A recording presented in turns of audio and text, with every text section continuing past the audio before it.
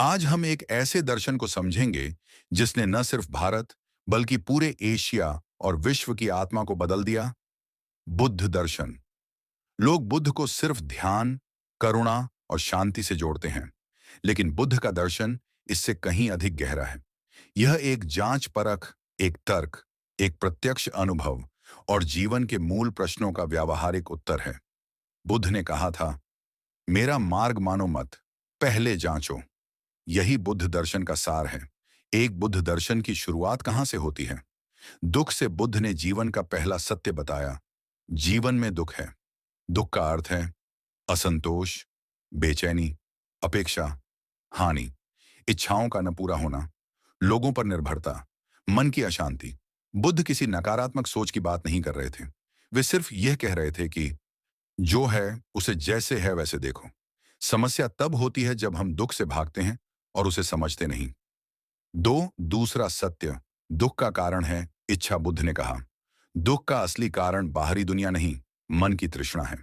तृष्णा मतलब चीजें मेरी इच्छा के अनुसार हों, लोग मेरे अनुसार रहें, परिणाम मेरी सोच के अनुसार आए, मैं हमेशा सुरक्षित रहूं, मुझे कोई चोट न पहुंचे।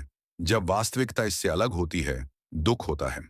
मतलब दुख का कारण परिस्थितियां नहीं, अपनी अपेक्षाएं हैं। तीसरा सत्य, दुख समाप्त हो सकता है। बुद्ध कहते हैं, दुख कोई अभिशाप नहीं, दुख एक मानसिक संरचना है। जहां कारण समाप्त हो जाए, वहां परिणाम भी समाप्त हो जाता है। अगर दुख का कारण है इच्छा, तो इच्छा के बदलने पर दुख भी खत्म हो जाएगा। बुद्ध का संदेश है, दुख भाग्य नहीं है, मानसिक पैटर्न है, और हर पैटर्न बदला जा सकता है। चौथा सत्य, दुख खत्म करने का मार्ग, अष्टांग मार्ग। बुद्ध ने रास्ता बताया, आर्य अष्टांग मार्ग। यह मार्ग कोई धार्मिक नियम नहीं, बल्कि जीवन की मानसिक अनुशासन प्रणाली है।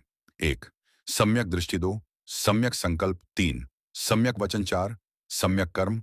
पांच, सम्यक आजीविका। छह, सम्यक प्रयास। सात, सम्यक स्मृति। आठ, सम्यक समाधि। यह मार्ग मन को ऐसे प्रशिक्षित करता है कि इच्छा, क्रोध, भ्रम और डर खत्म हो जाए।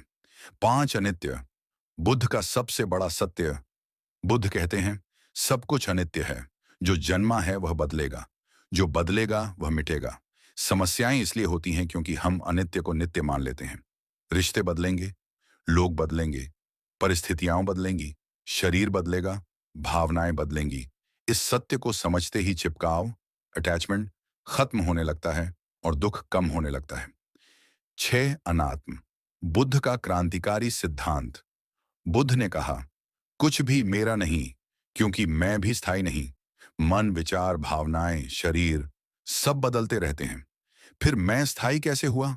बुद्ध के अनुसार जो बदल रहा है वह आत्मा नहीं हो सकता। इस गहरी समझ से अहंकार टूटता है, डर खत्म होता है और मन हल्का हो जाता है। सात, मध्य मार्ग। संतुलन ही बुद्धिमानी है। बुद्ध ने दो चरम मार्ग छोड़े, अत्यधिक भोग, अत्यधिक तप। दोनों से दुख मिलता है। बुद्ध ने कहा, संतुलन ही मुक्ति है। न बहुत इच्छाएं, न बहुत दमन, न बहुत आराम, न बहुत कठोरता।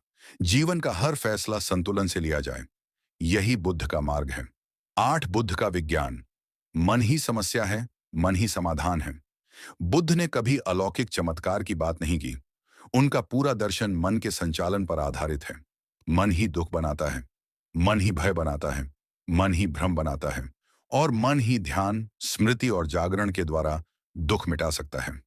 बुद्ध का पूरा मार्ग एक मानसिक तकनीक है।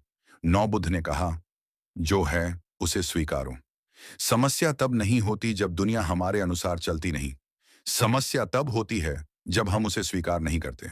स्वीकार करने का मतलब कमजोरी नहीं, यथार्थ को देखने की ताकत है। जैसे ही स्वीकार किया, मन शांत। जैसे ही शांत, बुद्धि जागृत।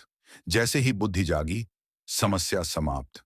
निष्कर्ष, बुद्ध दर्शन कोई धर्म नहीं, जागरण की विधि है। बुद्ध ने कहा था, मैं कोई ईश्वर की बात नहीं करता, मैं पीड़ा को समझने और मिटाने की बात करता हूं। बुद्ध दर्शन का संदेश, दुख को समझो, इच्छा को पहचानो, मध्य मार्ग अपनाओ, अनित्य को स्वीकार करो, अनात्म को देखो, स्मृति और ध्यान से मन को शांत करो। यह मार्ग धर्म नहीं, मन की मुक्ति का विज्ञान है। जो इस मार्ग पर चलता है वह धीरे धीरे शांत होता है, स्पष्ट होता है और जागृत हो जाता है। समाप्त।